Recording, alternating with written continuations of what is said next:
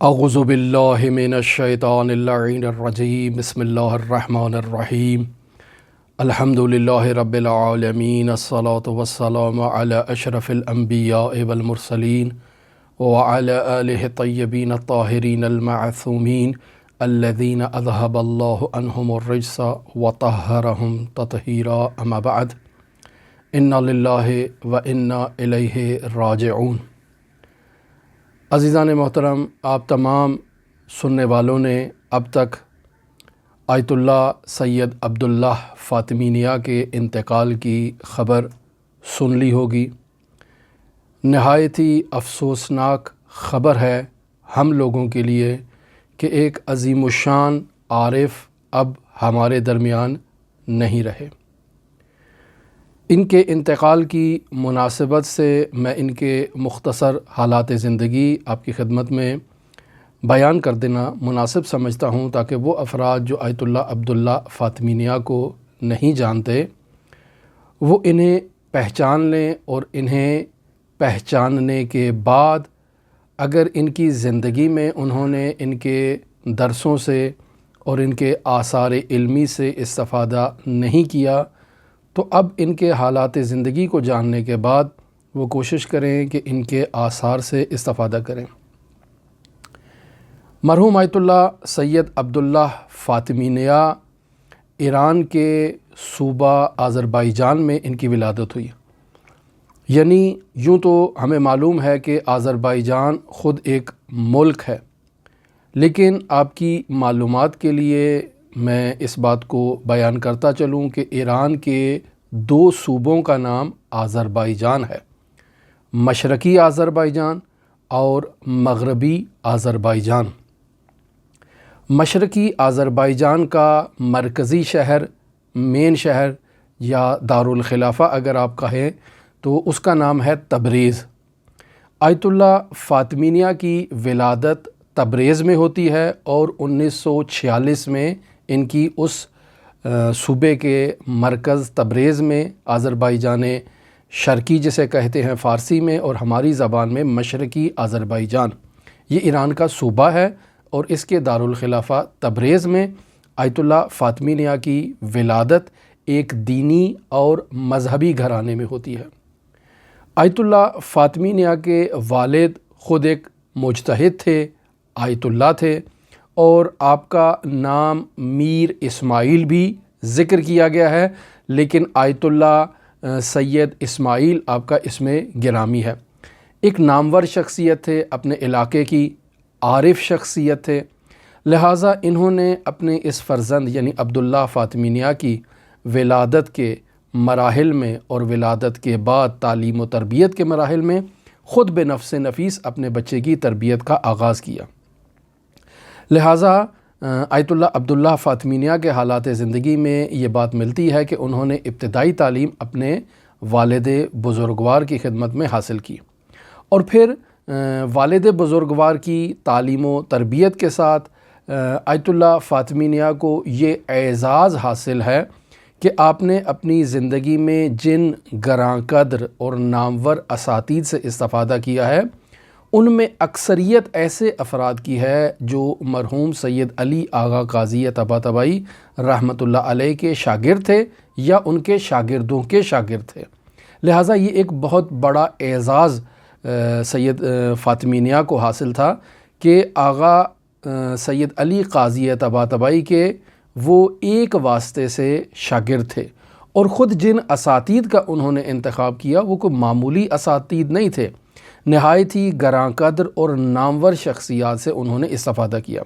مثلا مرحوم سید علی قاضی طباطبائی کے ایک نہایت ہی گراں قدر شاگرد ہیں جن کے حالات زندگی ابھی تک ہم آپ کی خدمت میں بیان کرنے میں کامیاب نہیں ہو سکے۔ ان کا نام ہے آیت اللہ سید حسن مصطفوی تبریزی۔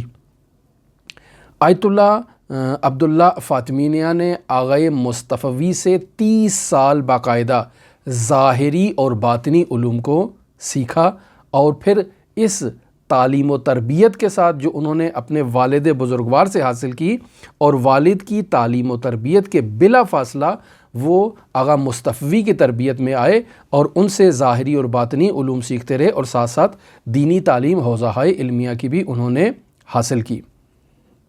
اور پھر آغا مصطفی کے بعد آیت اللہ فاطمیہ نے جن گراں قدر نابغہ اساتید سے استفادہ کیا،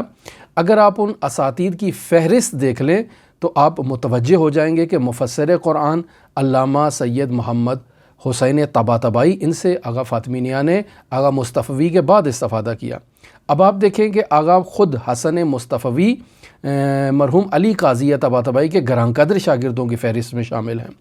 خود مفسر قرآن علامہ محمد حسین طباطبائی آغا علی قاضی طباطبائی کے شاگردوں کی فہرست میں شامل ہیں۔ خود آیت اللہ سید حسن الہی طباطبائی جو مرحوم مفسر قرآن علامہ طباطبائی کے چھوٹے بھائی ہیں، ان سے بھی آغا عبداللہ فاطمیہ نے استفادہ کیا ہے۔ پھر اگر ہم دیکھیں تو آیت اللہ شیخ محمد تقی آملی، جنہیں مجتہد تہرانی کہتے ہیں، ان سے بھی آیت اللہ فاطمیہ نے استفادہ کیا ہے۔ میں علامہ محمد حسین طباطبائی کے حالات زندگی بھی بیان کر چکا ہوں، آیت اللہ حسن الہی طباطبائی کے حالات زندگی بھی بیان کر چکا ہوں، مجتہد تہرانی آیت اللہ شیخ محمد تقی آملی کے حالات زندگی بھی آپ کی خدمت میں بیان کر چکا ہوں۔ پھر آیت اللہ عبداللہ فاطمیہ نے جس گراں قدر شخصیت سے استفادہ کیا، ان کا نام ہے آیت اللہ سید رضا بہاؤالدینی، ایک نہایت ہی گراں قدر، ہمارے ہی عصر کے ایک نہایت ہی گراں قدر عارف ہیں، جن سے آغا فاطمیہ نے باقاعدہ استفادہ کیا۔ پھر آیت اللہ فاطمیہ نے جس گراں قدر شخصیت سے فیض حاصل کیا ہے، ان میں آیت اللہ شیخ محمد تقی بہجت فومنی کی شخصیت شامل ہے کہ آیت اللہ فاطمیہ کہتے ہیں کہ میں نے 20 سال باقاعدہ آیت اللہ بہجت سے کرامات کو مشاہدہ کیا ہے، یہ کوئی معمولی بات نہیں ہے۔ اور پھر اس کے علاوہ آپ دیکھیں تو آیت اللہ فاطمیہ کے اساتید میں علامہ محمد تقی جعفری کا شمار ہوتا ہے، جو نہایت ہی گراں قدر مفسر ہیں نہج البلاغہ کے۔ تو بس اس اعتبار سے اگر آیت اللہ فاطمیہ کی زندگی میں ان کے اساتید ہی کی فہرست دیکھ لی جائے تو آغا قاضی کے یہ 5-6 شاگرد جو نہایت ہی ممتاز شاگرد ہیں اور انہیں اصحاب سر کہا جا سکتا ہے، مرحوم علی قاضی طباطبائی کے، ان اصحاب سر سے آغا عبداللہ فاطمیہ نے استفادہ کیا ہے اور خود ان اساتید کے صاحب سر قرار پائے ہیں کہ جو خود فرماتے ہیں کہ 20 سال باقاعدہ میں نے آیت اللہ بہجت سے صرف کرامت دیکھی ہے، اور ان میں سے خاص کچھ چیدہ پوائنٹ جو ہے نا وہ آغا فاطمیہ نے آگے انہیں نقل کیے ہیں۔ لہٰذا آیت اللہ فاطمیہ کا اگر شمار دیکھا جائے تو اس عصر حاضر میں اولیاء الہی کی فہرست میں آغا عبداللہ فاطمیہ خود ایک گراں قدر شخصیت ہے۔ اگر ہم ان کی خصوصیات کو بیان کریں آپ کی خدمت میں تو آیت اللہ فاطمیہ کی گراں قدر خصوصیت یہ تھی کہ آپ ایک بہترین خطیب تھے، آپ ایک بہترین مورخ تھے،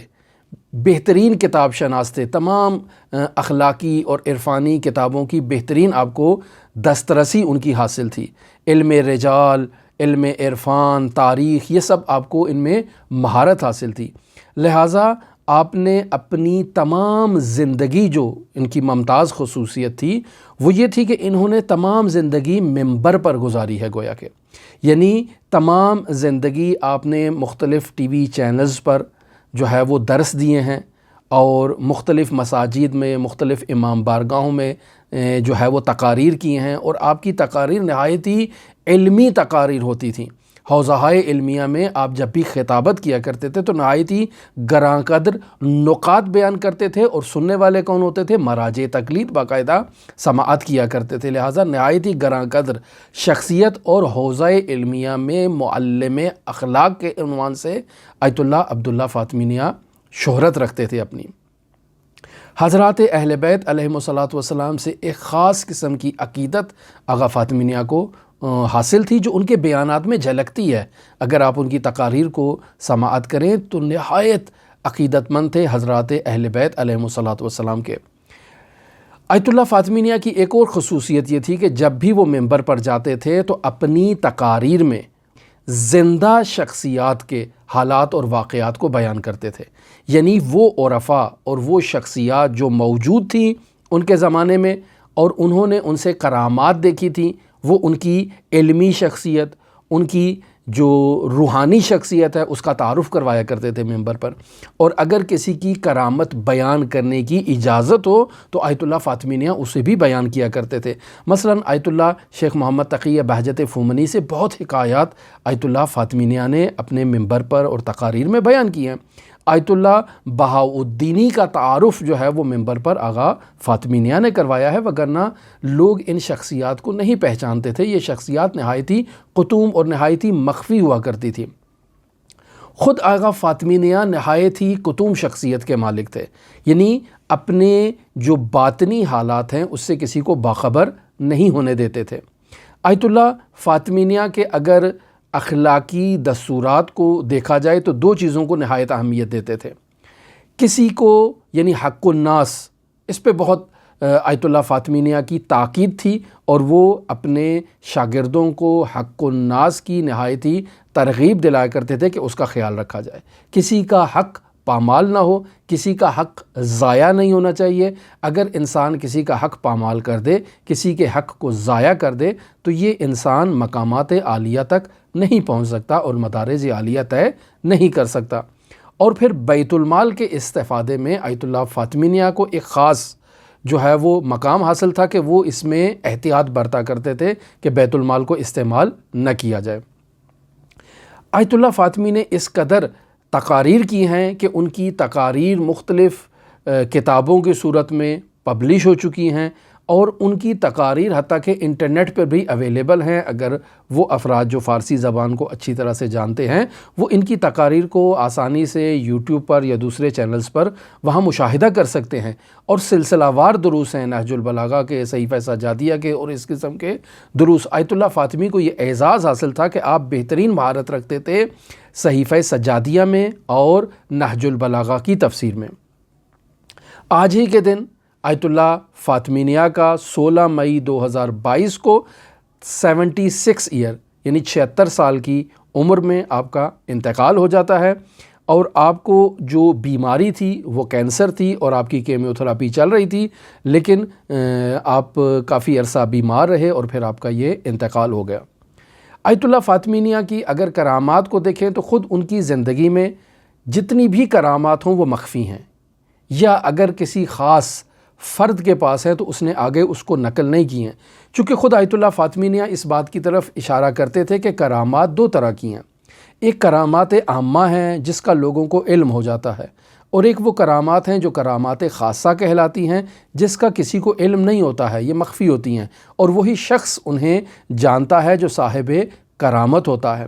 کرامات عامہ جو لوگوں تک پہنچتی ہے انہیں میں سے بھی بعض کرامات ایسی ہیں جنہیں آگے نقل کرنے کی اور آگے بیان کرنے کی اجازت ہوتی ہے، اور بعض کرامات ایسی ہیں جنہیں آگے بیان کرنے کی اجازت نہیں ہوتی ہے۔ مرحوم آیت اللہ فاطمیہ نے مرحوم سید علی قاضی طباطبائی رحمۃ اللہ علیہ سے بہت کرامات نقل کی ہیں۔ مرحوم مفسر قرآن علامہ محمد حسین طباطبائی، مرحوم آیت اللہ بہاؤالدینی، مرحوم آیت اللہ بہجت، ان سے متعلق بہت کرامات آیت اللہ فاطمیہ نے نقل کی ہیں، اور ہم بھی متعدد کرامات کو آپ کی خدمت میں آیت اللہ فاطمیہ کا نام لیے بغیر بیان کر چکے ہیں۔ مثلا مفسر قرآن علامہ محمد حسین طباطبائی رحمۃ اللہ علیہ کے حالات زندگی میں ہم نے مرحوم علامہ طباطبائی سے متعلق ایک عجیب واقعے کو نقل کیا کہ ایک مرتبہ آیت اللہ طباطبائی مفسر قرآن کسی مدرسے میں ایک شاگرد کی تربیت کے لیے جاتے ہیں، تو وہاں جا کر اس شاگرد سے کہتے ہیں کہ یہاں اس کمرے میں کسی کی غیبت ہوئی ہے۔ تو وہ شاگرد کہتا ہے کہ یہاں پر آپ کے آنے سے پہلے کچھ شخصیات اور کچھ بزرگ علماء موجود تھے جو کسی کی غیبت کر رہے تھے۔ تو مفسر قرآن نے اس شاگرد سے کہا کہ آپ نے انہیں منع کیوں نہیں کیا؟ تو کہا وہ بزرگ تھے، بڑے تھے، میں ان کو کیسے منع کر سکتا تھا۔ تو پھر مفسر قرآن اس شاگرد سے کہتے ہیں کہ اب یہ کمرہ درس پڑھنے کے قابل نہیں رہا ہے، آپ اس کمرے کو ترک کر دیں اور کسی دوسرے کمرے میں جا کر سکونت اختیار کریں۔ وہ شاگرد جس سے مفسر قرآن نے یہ مکالمہ کیا وہ آیت اللہ عبداللہ فاطمیہ تھے، اور یہ وہاں پر ہم نے واقعہ بیان کیا لیکن آقا فاطمیہ کا وہاں پر نام ذکر نہیں کیا۔ آیت اللہ فاطمیہ اپنے اسی استاد مفسر قرآن سے متعلق ایک حکایت اور نقل کرتے ہیں کہ میں مرحوم علامہ محمد حسین طباطبائی رحمۃ اللہ علیہ کے ایک شاگرد سے ملاقات کرنے کے لیے گیا کہ جو ظاہراً ایک عالم نہیں تھا، ایک عام انسان تھا، لیکن اس کا ایک یہ چائے اور قہوے کا ایک دکان تھی اور وہ لوگوں کو قہوہ وغیرہ پلایا کرتا تھا۔ آغا فاطمی نیا کہتے ہیں کہ میں ان سے ملاقات کرنے کے لیے گیا اور جب ان کی خدمت میں پہنچا تو وہ نہایت ہی میرے موجودگی میں گریہ وزاری کرنے لگے۔ تو میں نے ان سے پوچھا کہ آپ کیوں گریہ وزاری کر رہے ہیں؟ تو انہوں نے مجھے اس واقعے کا بتایا کہ ایک روز میں مفسر قرآن علامہ محمد حسین طباطبائی رحمۃ اللہ علیہ کے گھر گیا اور میں نے وہاں جا کر دق الباب کی۔ کافی دیر تک میں دق الباب کرتا رہا لیکن کسی نے میرے لیے دروازہ نہیں کھولا، ظاہراً گھر کے اندر کوئی موجود نہیں تھا۔ تو اچانک مجھے آواز آئی کسی کی کہ آپ قبرستان 9 میں چلے جائیں اور علامہ طباطبائی وہاں پر موجود ہیں۔ تو یہ شخصیت کہتے ہیں کہ میں نے تمام گلی کو اچھی طرح سے دیکھا، وہاں کوئی موجود نہیں تھا، گھر کے اندر بھی کوئی موجود نہیں تھا۔ تو میں نہایت تعجب کہ یہ کس نے مجھے کہا کہ آیت اللہ علامہ طباطبائی گھر موجود نہیں ہیں اور قبرستان 9 میں ہیں، آپ وہاں چلے جائیں۔ تو میں یہ جاننے کے لیے کہ یہ آواز کس کی تھی اور جس نے بھی یہ آواز دی آیا اس نے درست خبر مجھے دی یا نادرست خبر دی، یہ تحقیق کرنے کے لیے میں اس قبرستان 9 میں چلا گیا۔ اور میرا یہ بھی تھا کہ اگر مجھے وہاں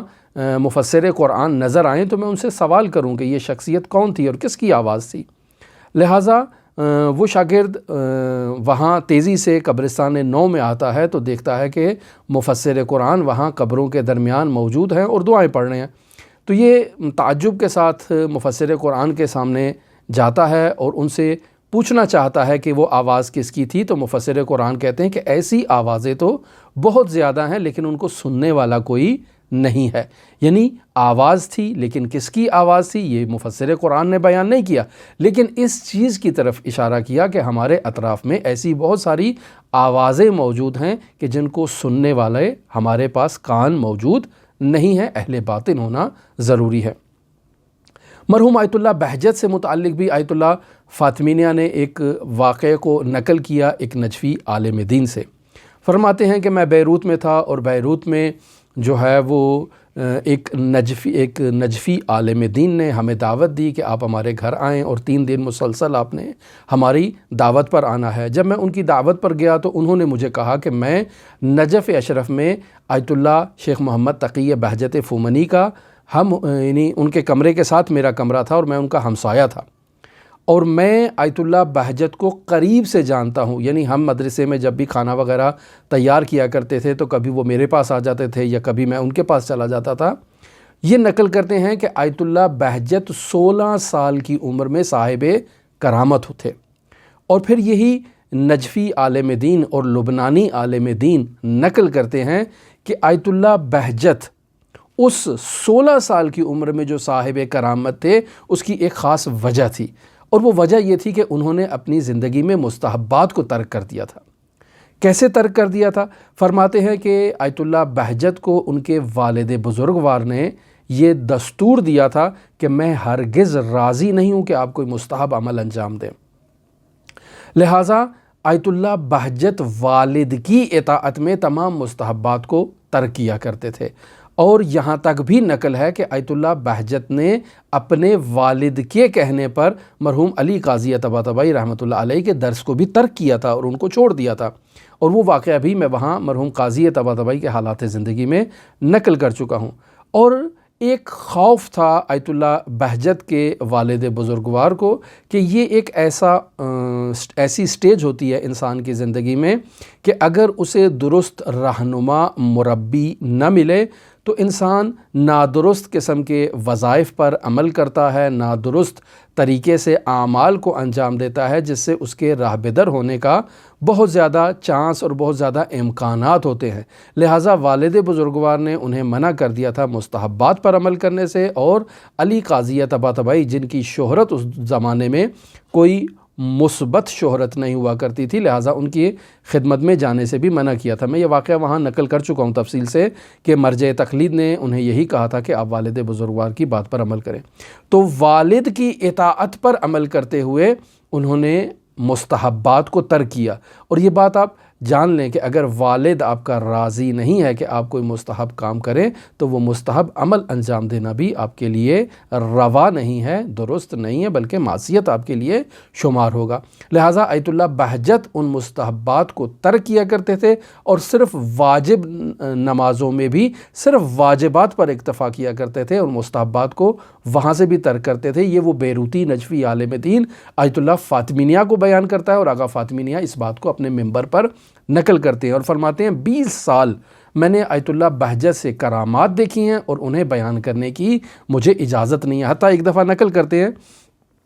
کہ آیت اللہ بہجت کے پاس ایک ایسے شخص کو لایا گیا کہ جس کی اب روح قبض ہونے والی تھی، یعنی وہ موت کے بالکل قریب تھا، تو آیت اللہ بہجت نے اس کے اوپر ہاتھ پھیرا اور اس کو بالکل شفا مل گئی اور وہ بالکل تندرست ہو گیا۔ اگلے روز جب آیت اللہ فاطمیہ کہتے ہیں کہ میں آغا بہجت کی خدمت میں حاضر ہوا اور ان سے میں نے کہا کہ کل تو آپ نے بہت ہی جو ہے وہ کرامت کا اظہار کیا اور کرامت دکھائی، تو آیت اللہ بہجت ایسے جیسے کچھ ہوا ہی نہیں، کہتے ہیں کون سی، حتماً آپ نے کوئی خواب دیکھا ہے یا کوئی ایسی چیز دیکھی ہے، ایسا کوئی مسئلہ نہیں ہے، آپ کو اور کوئی کام نہیں ہے اپنی مصروفیات میں، تو اپنے کوئی دوسرے جا کر کام کریں، یہ باتیں چھوڑیں، یعنی نظر انداز کیا اس بات کو۔ تو ایسے بے پناہ واقعات ہیں جو آیت اللہ فاطمیہ کی تقاریر میں، دروس میں علمی نکات، عرفانی نکات موجود ہیں۔ اور خود آیت اللہ فاطمیہ جب آغا علی قاضی طباطبائی کے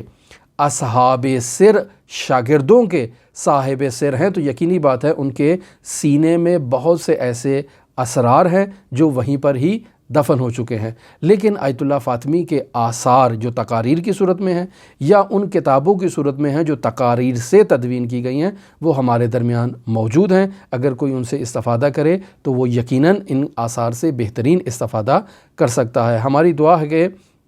خداوند متعال اس جلیل القدر عالم دین کو کہ جو اس دنیا سے ابھی رخصت ہو چکے، انہیں خداوند متعال اپنے جوار میں جگہ عطا فرمائے اور بلند مقام عطا کرے حضرات اہل بیت علیہم الصلاۃ والسلام کے جوار میں۔ آیت اللہ فاطمیہ کی تشییع سے متعلق جو خبر نشر کی گئی ہے وہ یہی ہے کہ ان کا کل شام 5 بجے تشییع جنازہ ہوگی قم المقدسہ میں، یعنی مسجد حضرت امام حسن عسکری سے ان کا جنازہ اٹھایا جائے گا اور حضرت فاطمہ معصومہ سلام اللہ علیہا کے حرم کی طرف اس کی تشییع ہوگی اور حضرت فاطمہ معصومہ سلام اللہ علیہا کے جوار میں انہیں سپرد خاک کر دیا جائے گا۔ آپ تمام مؤمنین سے مرحوم آیت اللہ فاطمیہ کی نماز وحشت قبر کی درخواست ہے اور اس جلیل القدر عالم دین کی بلندی درجات کے لیے میں آپ سے دعا کا متمنی ہوں۔ ہماری دعا ہے کہ خداوند متعال اس جلیل القدر عالم دین کو حضرت فاطمہ معصومہ سلام اللہ علیہا کے حقیقی جوار میں جگہ عطا فرمائے اور ان کے درجات کو عالی اور متعالی فرمائے اور حضرت صاحب العصر والزمان کے ظہور میں تعجیل فرمائے۔ اللہم صلی علی محمد و آل محمد وعجل فرج قائم آل محمد۔